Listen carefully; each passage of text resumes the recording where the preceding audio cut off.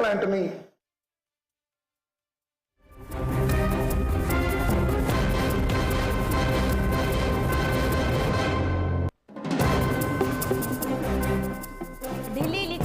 CBI కేసులో CM Arvind Kejriwal దాఖలు చేసిన బెయిల్ పిటిషన్ పై సుప్రీంకోర్టు తీర్పు రిజర్వ్ చేసింది. తీర్పుని ఈ నెల 10న వెలువరుస్తామని జస్టిస్ సూర్యకాంత్, జస్టిస్ ఉజ్వల్ భుయాన్లతో కూడిన ధర్మాసనం స్పష్టం చేసింది.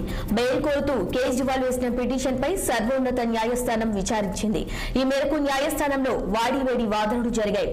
కేజ్రీవాల్ తరపున సీనియర్ న్యాయవాది అభిషేక్ మను సింఘ్వి, సిబిఐ తరపున ఎస్వి రాజు తమ వాదనలు వినిపించారు. ఇరు వర్గాల వాదనలు విన్న ధర్మాసనం తీర్పును ఈ నెల 10కి వాయిదా వేసింది. అయితే ఇప్పటికే ఈడీ కేసులో కేజ్రీవాల్ కు బెయిల్ లభించింది. సిబిఐ కేసులో కూడా బెయిల్ మంజూరు అయితే ఆయన జైలు నుంచి విడుదల కానున్నారు. ఇక ఈ నేపథ్యంలో సెప్టెంబర్ 10న సుప్రీం తీర్పుపై ఉత్కంఠ నెలకొంది. ఇక ఇదే అంశంపై మరింత సమాచారం మా చీఫ్ బ్యూరో అశోక్ రెడ్డి ఫోన్లను అందించేందుకు సిద్ధంగా ఉన్నారు. చెప్పండి అశోక్, కేజ్రీవాల్ బెయిల్ పిటిషన్ పై సుప్రీం తీర్పు నేపథ్యంలో అప్డేట్స్ ఏంటి? ఢిల్లీ లిక్కర్ పాలసీ వ్యవహారంలో ఈరోజు సుప్రీంకోర్టులో అరవింద్ కేజ్రీవాల్, ఢిల్లీ ముఖ్యమంత్రి అరవింద్ కేజ్రీవాల్ సంబంధించిన బెయిల్ పిటిషన్ పై విచారణ జరిగింది. ఈ కేసులో కేజ్రీవాల్ తరఫున సీనియర్ న్యాయవాది అభిషేక్ మను సింఘ్వి, సిబిఐ తరఫున ఎస్వి రాజు అడిషనల్ సొలిసిటర్ జనరల్, అదేవిధంగా జస్టిస్ సూర్యకాంత్, జస్టిస్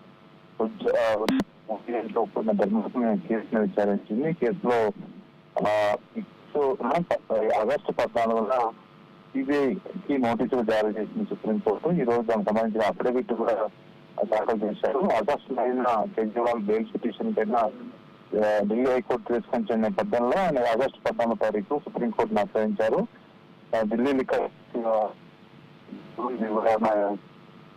తరఫున కేజ్రీవాల్ తరఫున అభిషేక్ మను సింఘ్వి వాదనలు వినిపించారు. ఈ సందర్భంగా బెయిల్ పిటిషన్ అరెస్ట్ ను సవాల్ చేయాలని విడివిడిగా కూడా జరపాలని కోరిన అయితే ఎస్వి రాజు కోరారు.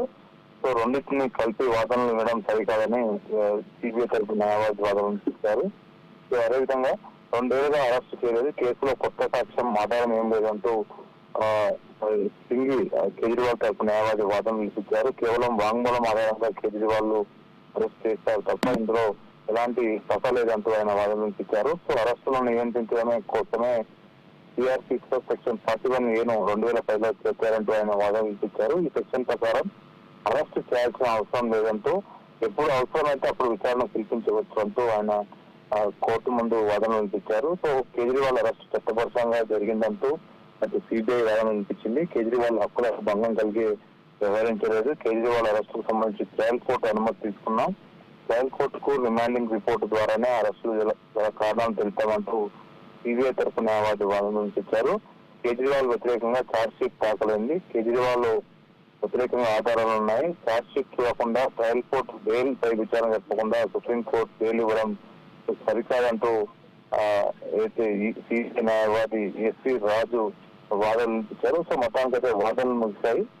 వచ్చే మంగళవారానికి కేసును వాయిదా వేసింది. వచ్చే మంగళవారం తీర్పు ఇవ్వకపోతుంది సుప్రీంకోర్టు. సిబిఐ కేసులో బెయిల్ అయితే రాలేదు, కేవలం ఈడీ కేసులో మాత్రమే కేజ్రీవాల్ కు బెయిల్ మంజూరైంది. సిబిఐ కేసులో బెయిల్ వస్తే మాత్రం ఆయన బయటికి వదిలయ్యే అవకాశం ఉంది. ఈ ప్రతి కేసులో కవిత, అదేవిధంగా ఢిల్లీ ఉప ముఖ్యమంత్రి మనీష్ సిసోడియా షరతులతో కూడిన బెయిల్ మంజూరైంది. వాళ్ళు ప్రస్తుతం బయట ఉన్నారు. కాబట్టి కేజ్రీవాల్ సంబంధించిన అభిమానులు కానీ ఆమ్ ఆద్మీ పార్టీ నాయకులు ఈ రోజు బెయిల్ వస్తాయని చాలా ఉత్కంఠతగా ఉన్నారు, కానీ రాలేదు. సో వచ్చే మంగళవారం కేసు వాయిదా పడ్డది కాబట్టి మంగళవారం ఖచ్చితంగా బెయిల్ వస్తున్నారు. అటు కేజ్రీవాల్ సంబంధించిన పార్టీ నేతలు అభిప్రాయపడుతున్నారు. Thank you.